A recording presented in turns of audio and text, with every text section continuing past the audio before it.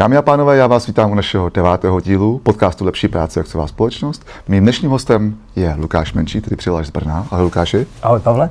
Lukáš je vedoucí celého regionu Moravského, to znamená spadá pod něho 4 města. A dnes si budeme právě povídat o tom, jak to tam funguje, jak to funguje v Brně, jak to funguje tady v té části republiky a řekneme si víc prostě k tomu, jak to funguje na trhu práce. Lukáši, a začneme hned úplně od počátku, samozřejmě jako vždycky, když se ptám mých hostů. Řekni mi teda, jestli můžeš, jak to začalo s tebou vlastně, s Lepší prací a s tebou. Jakoby, jak to celé začalo? No, se mnou to začalo pravděpodobně už v roce 2002, kdy jsem se dostal do branže a už jsem v ní zůstal doteď. A v Lepší práci jsem teď 13. rok, to znamená od roku 14. No, to už je pěkné číslo. Je.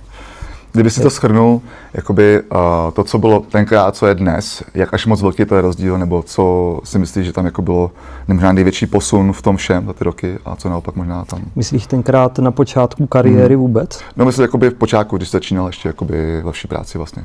Lepší práci?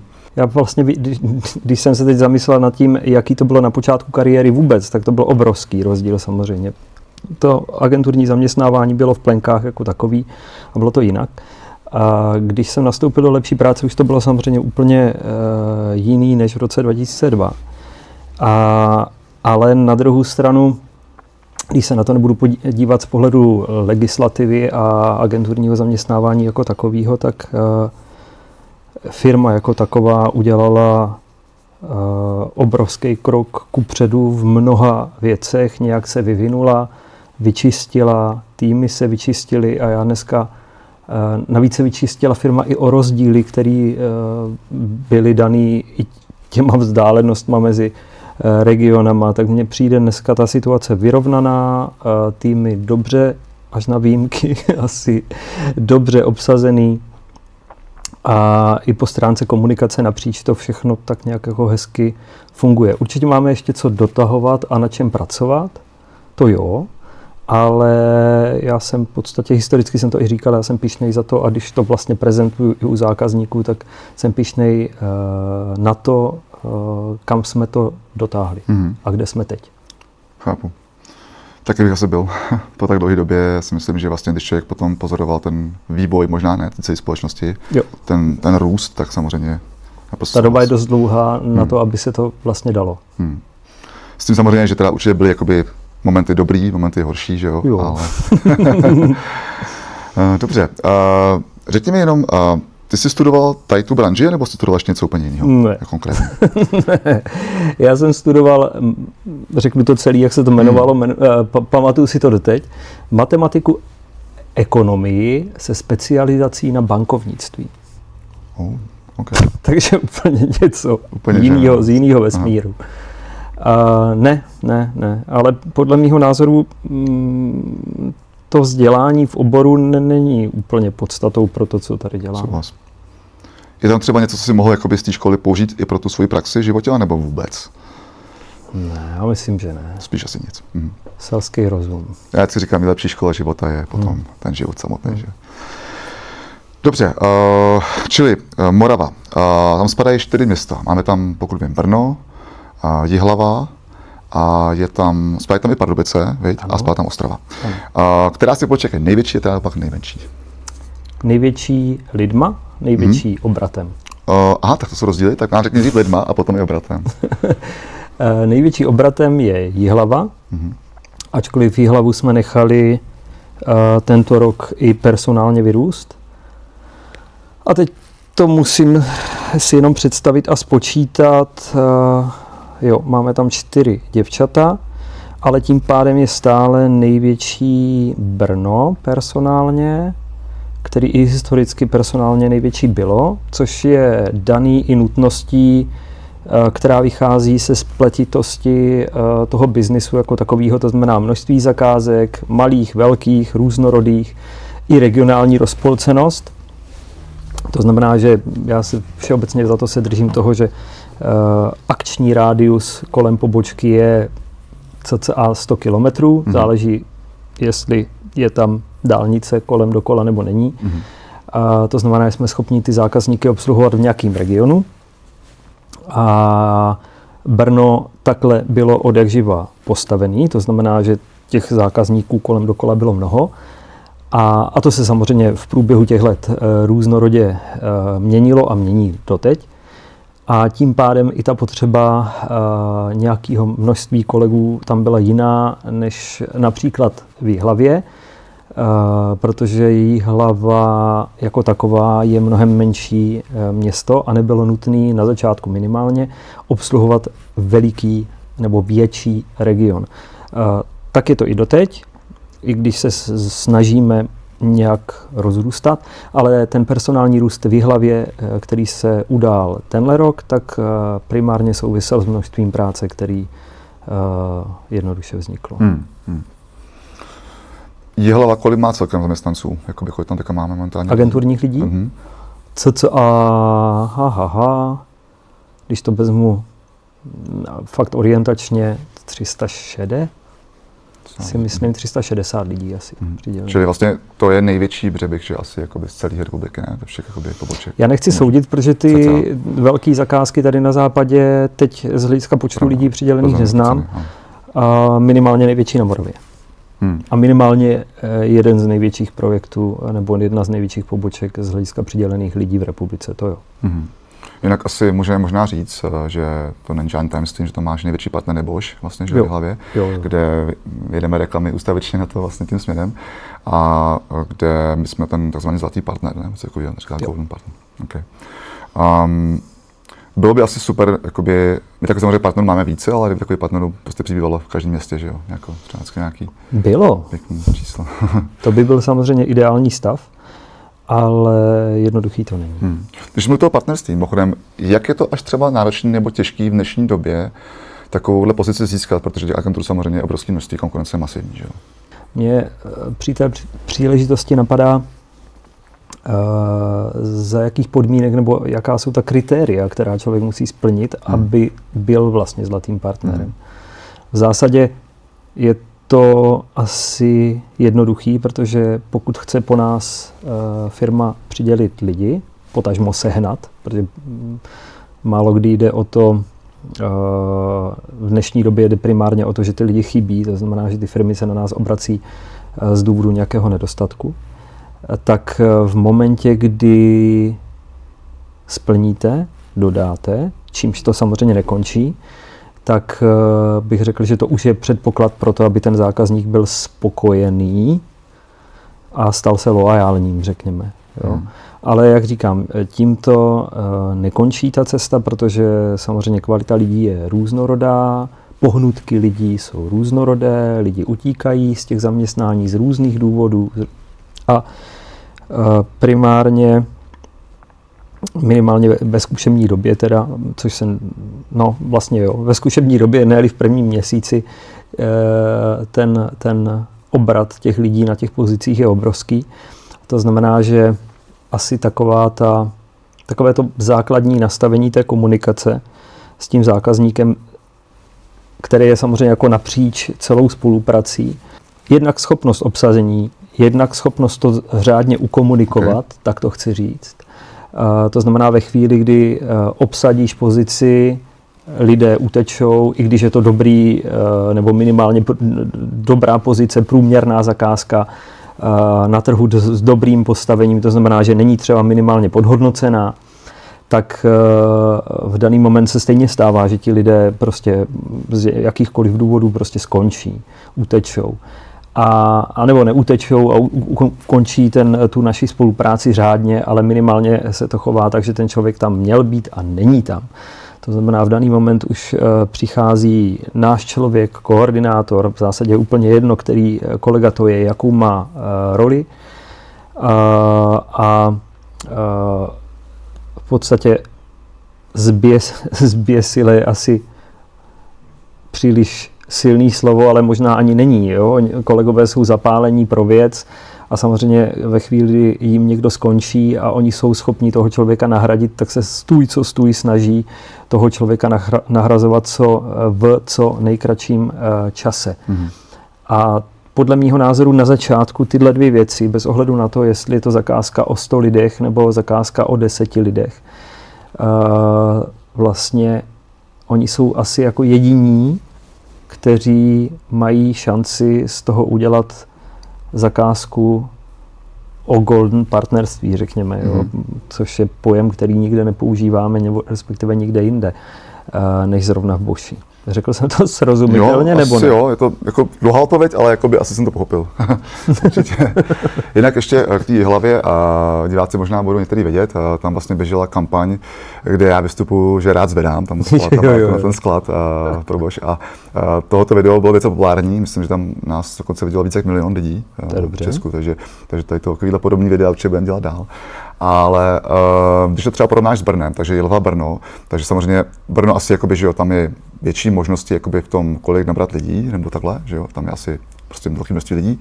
Nicméně zase tam asi jsou mnohem větší nároky právě na mzdu a podobně, než třeba v Jihlavě, nebo to bude obdobný, to je třeba dobrá otázka taky.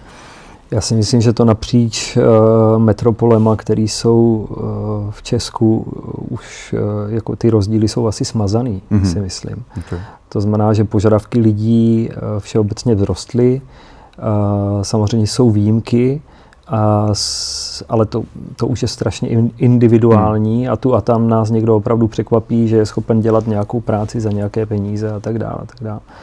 Ale Brno, Praha, Ostrava, tak jak se dřív tradovalo, že dám příklad, platy nebo mzdy v Ústí a mzdy v Ostravě jsou úplně jiný než někde jinde, to už dneska taky není pravda. Takové, že? Protože lidí na trhu je už opravdu tak málo, včetně samozřejmě všech přistěhovalců. A všichni, co na ten trh se znovu vstupují, tak chtějí mít minimálně to, co už měli. Že jo? Takže, a to je plošně stejný, podle mě tohle. Samozřejmě Prahu z toho dávám bokem, Praha je opravdu lehce jinde. To jo. No a když my jsme třeba o tom Lukáši bavili i dřív, jestli jsou vlastně vůbec nějaký rozdíly právě třeba mezi západní Čechy nebo moravský region v tom, jakoby, jaký lidi k nám přichází, co chtějí po nás, nebo to vidíš, že to je vlastně obdobný? Já si myslím, že už je to neuvěřitelně promíchaný.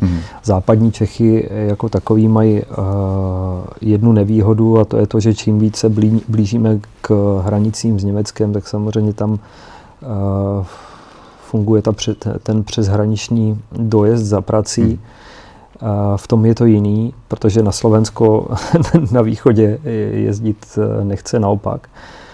I když by se dalo říct, že zase všichni Slováci budou jezdit přes hranice za prací do Čech. Ale to už se všechno děje historicky a nic nového v tom nebude. To znamená, že žádní další lidi ve velkým, jakože najednou k nám přijde 100 000 Slováků, když budeme mít super nabídku, tak to se samozřejmě nestane. Tady by mě zajímala jedna věc hodně. Brno například je poměrně blízko, se dá říct, k Vídni, že jo? A všeobecně jakoby, i tady říkáš třeba města jako Plzeň nebo podobně, jsou jako blízko tomu zahraničí. Má lepší práce nějaký ambice v tom, že by chtěla hledat lidi třeba i pro práce, které byly vloženy jako mimo náš stát, za hranicemi taky, nebo zatím tím směrem, jako nesměřujeme tím směrem? Já si myslím, že ne. Koketovali jsme myšlenku dočasného přidělování na Slovensku, ale v jaké je tohleto fázi, já absolutně netuším, protože to není otázka na mě. Ale co se týče dalšího zahraničí, tak se obávám, že to je, takhle, myšlenka to není špatná samozřejmě, ale je to běh na dlouhou trať. A protože se bavíme o úplně jiné legislativě, která by se samozřejmě v této souvislosti musela dlouho studovat. Jo, rozumím. Zpátky ještě těm pobočkám, takže teda řídíš 4 pobočky vlastně, že jo, to je tady Jihlava, jsme říkali Ostrava, Brno a Pardubice. Jaký to vlastně je pro tebe, to všechno jakoby ovládat tolik věcí najednou, a nebo jak to každodenní jakoby s nějakým běhu funguje reálně? To by bylo nadlouho popisovat každodenní běh. No, nebo jakoby asi, víš, jakoby moje otázka je, co je pro tebe vlastně nejvíc důležitý, třeba jako pozorovat nebo měřit každý týden, aby si prostě ty 4 pobočky mohl ovládat jakoby tím správným způsobem? Já neodpovím přesně na tuto otázku, ale řeknu to, co je podstatný. Kolegové na těch pobočkách. Jo, to platí asi, to platí asi napříč. Že? A Já si myslím, že pracuji s výborným týmem napříč celým regionem. To je ten základ. To znamená, že pracuji s lidmi, kteří chtějí a o kterých se můžu opřít. A to je asi odpověď na tu otázku. Okay. Jaké pozice momentálně nejvíc frčí? Třeba v Brně? Asi stejný jako kdekoliv v republice. Co znamená frčí? To, co největší hlad, co nejvíc chtějí lidi. No.